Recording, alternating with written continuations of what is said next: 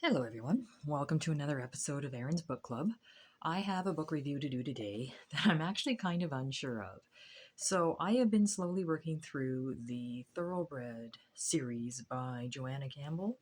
I don't think it's written by Joanna Campbell anymore. It's created by her and written by somebody else. However, the one that I just finished reading is Thoroughbred Glory's Rival. And as always, I love these covers. These are one of my favorite covers. And first and foremost, I understand the book is meant for an audience that is younger than I am, which is okay. It's an interesting perspective to read them again today, like as I'm older now. Um, but this one, I'm conflicted about. I'm going to read the back of it just so that you guys understand where we're coming from. So, will Shining ruin Glory's chance for victory? Cindy Blake wants Glory to win the Breeders' Cup Classic more than she's ever wanted anything in her life. A win will make him a legend like his famous grandsire, Just Victory. Cindy has been training Glory for months, and she's determined to show the world what a winner he truly is. But Cindy wasn't counting on the fact that Samantha McLean would enter her horse Shining in the same race. Shining has beaten Colts before, and it's possible she could steal the trophy right out from under Glory's nose. Now Cindy has to decide which is more important to her, keeping her friendship with Samantha or making sure Glory wins the biggest race of his career. So by reading that, you understand the moral of the book that's going to be going through is that, relationship with family is far more important than winning.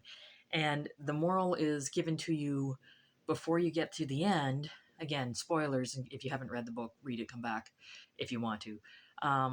Before you get to the end with one of Cindy's friends, Mandy, pushing her pony too hard, making her jump in a competition when he's lost his shoe, and then he goes through the fence, and you go through that. And throughout the book, Cindy is desperate to win, desperate to win. I don't really think she's bratty. She's been polite about it, but wants to win, wants to win, wants to win. Through the entire book, you are teased with Glory having a match race against Shining. I mean, for frack's sakes, look at the cover. There is Glory. There is Shining. So you're teased with that. The entire book. Thank God the book is really short. But it doesn't happen.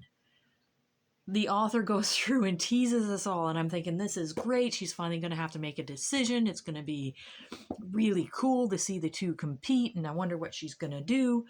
And she chickens out. She makes the character race Shining in a different race. Lets Shining win that by a mile, so it's a really happy victory. They all did wonderfully well. There's no real conflict. And then has... Sorry, that's our new kitten. And then has Glory race in his race, win that by a mile. He becomes the super horse, so everybody's all happy in the end. And it really bothered me because up until this point, the author has been really good about keeping things real. Things go wrong, problems happen, arguments go on, and the end of this book, everything was kind of a happy ending, little bow thing.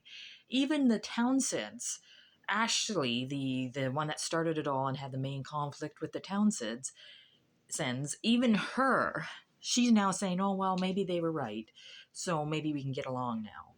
That's not how you fix things. You don't fix years of fighting with somebody with, I was wrong, maybe we're better now. You don't have a character that you have been programmed to hate from the beginning, like Brad and like Lavina, and now all of a sudden Lavina feels bad about injuring horses? That's bullshit. I'm sorry, but it is. Because they cared about nothing but themselves up to this point, and now all of a sudden that's changed?